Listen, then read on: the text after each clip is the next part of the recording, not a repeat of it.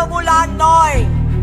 15 বছর ধরে বাংলার মানুষ আপনার উপর ভরসা করেছিল, বিশ্বাস করেছিল যে আপনি এক সুস্থ সমাজ গড়বেন। কিন্তু আজকে মমতা ব্যানার্জি, আপনি এই পশ্চিমবঙ্গকে শ্মশানে পরিণত করেছেন।